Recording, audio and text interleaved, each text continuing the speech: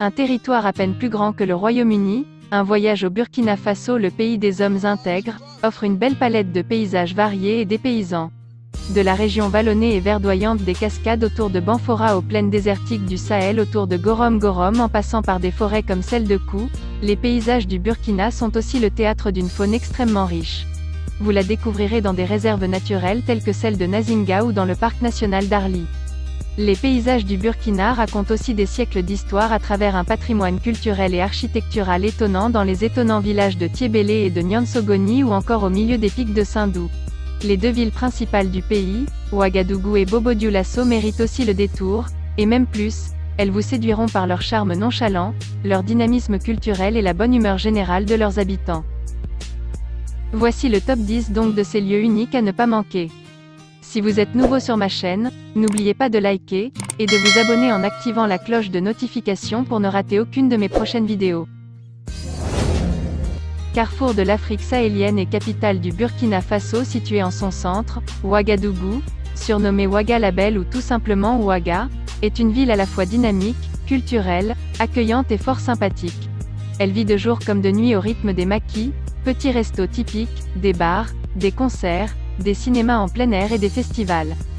Commencez votre visite de Ouaga en arpentant tranquillement ses rues du centre-ville, en observant le mouvement et les habitudes dépaysantes de ses habitants. Dans vos pérégrinations, ne manquez pas la place Nabakoum au sud de la gare où se tient la superbe statue d'une femme qui tient une calebasse d'eau dans la main pour accueillir les voyageurs. Faites aussi une halte au musée national du Burkina Faso pour mieux comprendre la culture burkinabé et découvrir les différentes ethnies du pays. Faites ensuite un bréac au parc urbain Banguervé Ogo, dont le slogan « Allez en brousse en plein cœur de Ouagadougou » veut tout dire. Requinqué, il est temps de vous aventurer dans les allées du grand marché de Roudouoko, le plus grand de Ouaga, grouillant de monde. Terminez votre balade par un dîner dans un maquis et un verre au petit bazar, où vous verrez des groupes de musique locale jouer et les spectateurs danser. Bobo-Dioulasso, ou Bobo pour les initiés, est la deuxième ville du pays. Située au sud-ouest, elle est à la fois un poumon économique et culturel du Burkina Faso, à tel point qu'on l'appelle la deuxième capitale culturelle du pays. Une culture que l'on retrouve lors de cérémonies populaires comme les sorties de masques mais aussi dans des ateliers d'artistes, des expos, des concerts et des performances. La vieille ville et son dédale de ruelles entourées des rivières Ouette et Sagnon constituent un excellent point de départ pour découvrir Bobo. Faites ensuite un petit tour au musée communal Sogosira Nassou dans une ancienne belle bâtisse coloniale. Vous y découvrirez les coutumes et le mode de vie du peuple Bobo à travers des objets, des vêtements, des bijoux, des masques. Prenez aussi le temps de visiter la très belle mosquée au ton ocre de Dioulasso-Ba datant de 1880 et d'inspiration soudanaise. Du calme de la mosquée, retrouvez l'animation de la ville au maquis très vivant Nerwata. Une fois rassasié, allez faire quelques emplettes, les pagnes aux motifs colorés sont particulièrement chouettes, au grand marché. De Bobo, mettez le cap encore plus au sud-ouest du pays à la découverte d'un autre peuple du Burkina, les Sénoufos. Grimpez sur le plateau de Sindou qui s'étale sur 3 km de long et 1 km de large et baladez-vous le long de ces pics de roches hauts de 300 à 400 mètres d'altitude. La légende dit qu'ils auraient été érigés par des génies du temps du roi Salomon il y a plus de 500 000 ans. Depuis leur installation dans la région au XIVe siècle, les Sénoufos considèrent ces pics comme leurs ancêtres.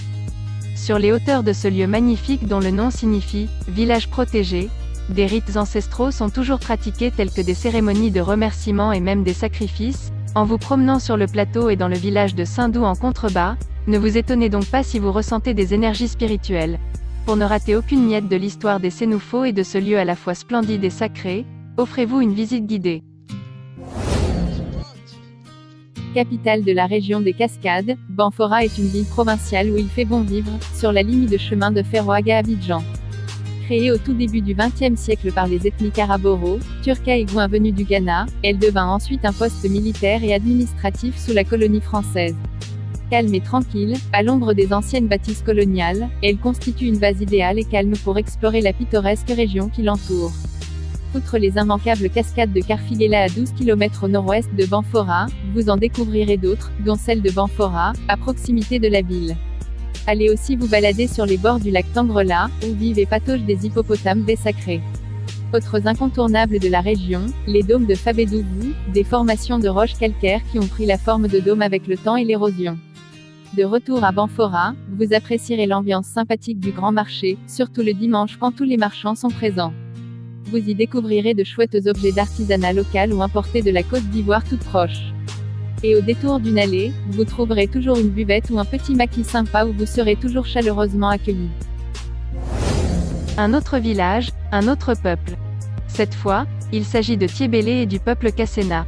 Situé dans un paysage de plaine au pied d'une colline, ce très beau village du sud du pays à la frontière du Ghana est depuis le XVIe le fief des Kassena, un peuple apparenté aux Gurunsi.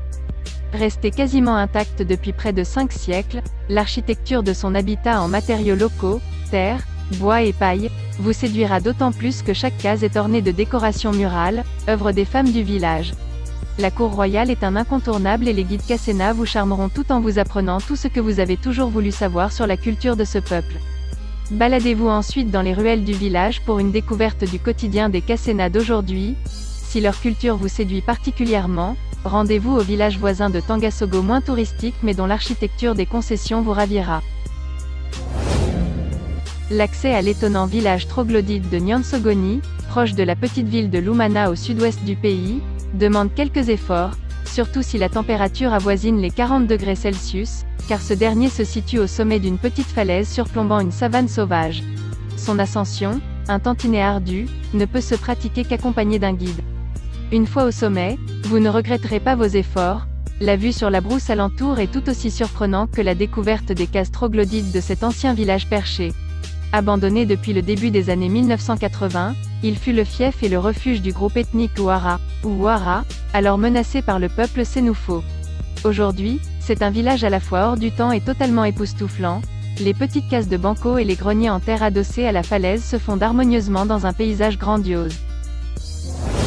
Créé en 1979 par 2 Canadiens naturalistes passionnés ayant grandi au Burkina, les frères Lundgren, la réserve de Nazinga est le premier ranch animalier d'Afrique de l'Ouest.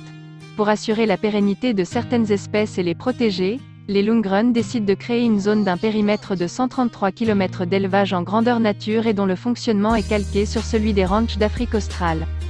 Pas moins de 20 000 animaux vivent sur les 97 000 hectares de la réserve.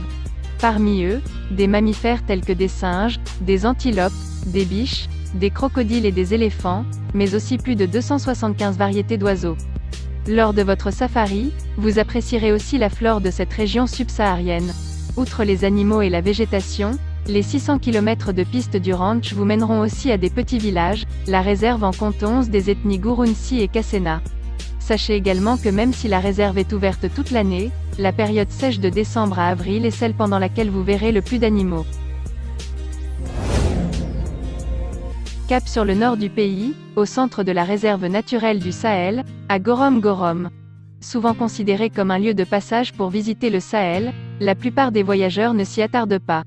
Pourtant, cette ville de 60 000 habitants mérite qu'on s'y arrête, notamment pour ses jolis vieux quartiers. D'ailleurs, le nom de Gorom Gorom signifie « asseyons-nous ». Alors, faites-y une pause, dans une atmosphère unique, parfois un brin trop sèche et sablonneuse. Pour vous abriter du sable, goûtez à l'excellent mouton au four du restaurant du même nom. Enchaîné par une bonne bière fraîche au dancing voisin, le très sympathique Bangia. Le jeudi, ne manquez pas le jour du grand marché, un marché carrefour de la région où vous rencontrerez des Peuls, des Touaregs, des Bellas dans leurs plus beaux atours. Baladez-vous aussi au marché voisin des bestiaux.